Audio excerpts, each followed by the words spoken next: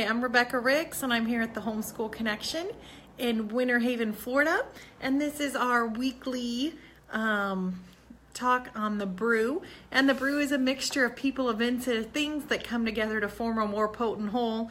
And we want to make your whole a whole lot better. So I'm here, of course, since it's a brew, with my cup of coffee. And today it says Step Aside Monday because it has kind of been a Monday, a little bit.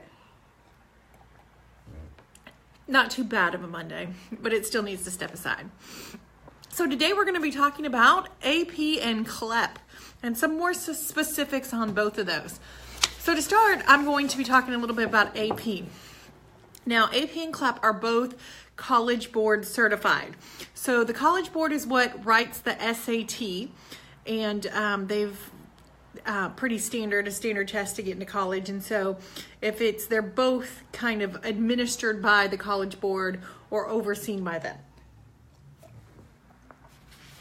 So here we are going to be talking first, what are AP and why should you take them? So you probably heard a little about AP. AP stands for Advanced Placement. So Advanced Placement. Like I said, it's run by the College Board, which does make your ACT, and it allows you to take college classes or earn college credit while you're still in high school. And so you're more advanced when you begin college. They're really designed to give you an entry-level college class while you're still in high school. So they're meant to be like your freshman year classes, things like that. And you also get college credit for it. So basically, here's what you do. You work for it all year, and then at the end there's an exam, okay? And AP tests are scored from 1 to 5, and you have to have a 3 on the test to consider passing. 4 is really, really good, and a 5 is wow, knock your socks off, okay? So you only scored on 1 to 5. If you get a 1 or a 2 on the exam, you don't pass it, unfortunately. You do get credit for it as an honors class, but you don't get AP credit for it, or you don't get a college credit for it if you don't pass it. And really, it's kind of showing that you are able to handle college work. You're capable of it, of college work while you're still in high school. And it really, really helps your college applications, depending on what college you're applying for if you want it. So kind of some background on the APs. They were created in the 1950s because they really wanted a bigger gap between high school and college. There was a big gap between high school and college. And they officially did it to see if high school students could possibly take college classes. Before that, it had been kind of unheard of. Today, about 2.4 million people take the AP exam every year in 38 different subjects that you can actually get AP for. And nowadays, it's pretty common for someone to take a lot of AP, multiple AP cost. So why take AP? Why put yourself through that? Why put yourself through the stress of having to take a test to see if you can get credit for it? Well, it boosts your college application. Taking an AP exam really, really, really makes yourself look smart. It makes you, it kind of shows colleges that you're serious about going to college and you're serious about your education, and it kind of, your transcript is your resume for school. So when you add it to your resume, it makes you look good. It looks really good, especially if you pass with a 4 or 5. That's really a big deal to pass with a higher one. And if you get a 5 on it, it's a subject that only less than 10% can get 5s on it. So that's very, very impressive. And according to the College Board, people who pass AP get a higher grades in college to a higher level. So let's say you're trying for a out-of-state college and you're going to need that out-of-state scholarships, then you're probably going to be interested in AP so that you can apply for some of those. Also, it's kind of a way to show that you're really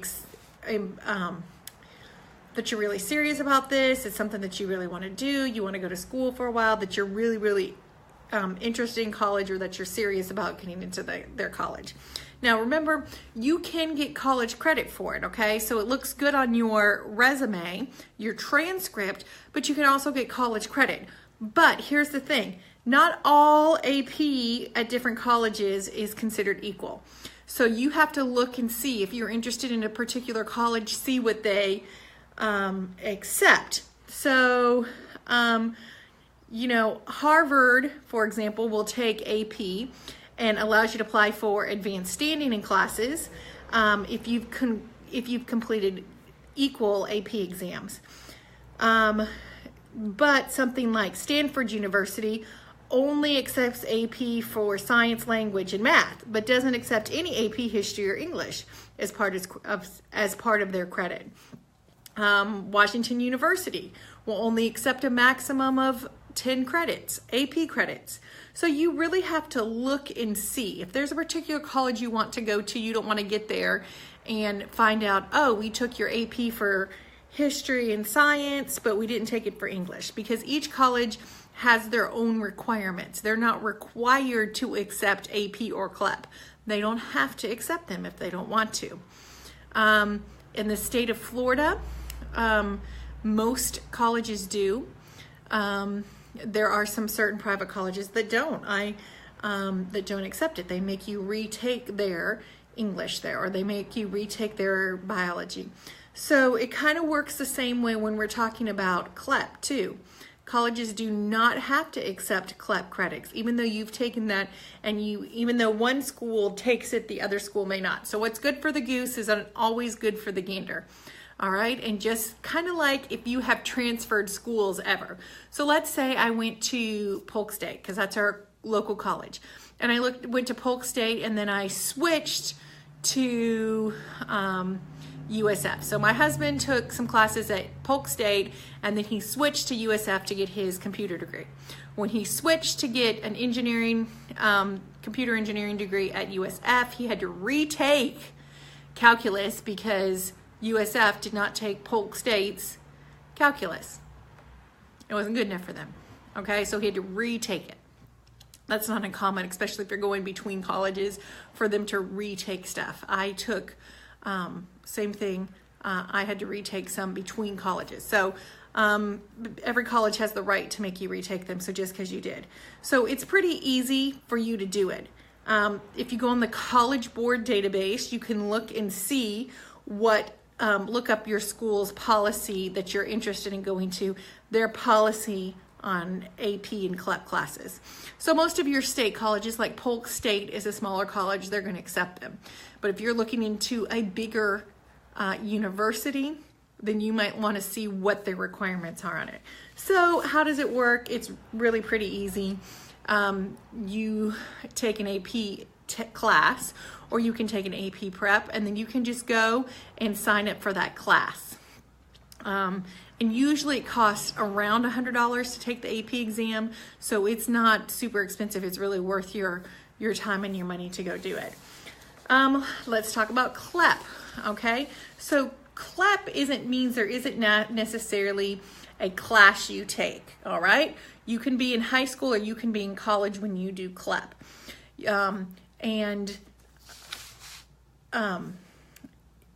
It's college level entrance, I forget what the P stands for, placement. College level entrance placement is what CLEP stands for. So you can take CLEP in a whole bunch of classes. So you don't actually take that college class. You just go take the test, and if you pass the test, you can pass the class. Sounds pretty awesome. And there are actually prep books you can go take. You can go buy them off Amazon and take CLEP prep. So what kind of books, CLEP, what kind of prep are we talking about? Well, biology is one of them. Chemistry is one of them. You can go ahead and get a college class just by passing the test. It's saying that you have mastered that information for that subject and can go right ahead and take it. Most colleges accept it, except CLEP and AP, but again, certain colleges won't do it. Also, certain degrees won't do it. So let's say that you are a pre-med major. That particular school may have you retake your AP and CLEP biology and chemistry and teach theirs to give you a pre-med major. If you are a math major, then they may make you take their particular math or science or English or an engineering degree. So you kind of have to play it by ear on what kind of class you're going to get. Usually they are great towards getting an associate. CLEPs are awesome towards getting an associate. I know some kids that it's been able to do, you get the course study, like what is required to get a 2-year degree at a certain college, and then you just go CLEP out. You take a test for all those classes. If you are a great test taker, then you can go study for the test and take it. It's kind of a good option. But if you're not a great test taker, then that might not always be an option for you. So to recap, AP is specifically designed for high school students. It's specifically designed that you take it in high school. It is usually a full year class that you take for the full year, and then at the end of the year you take an exam. The second thing you do, that's AP. CLEP is designed for someone who's in college to try to pass a college class with actually going to it.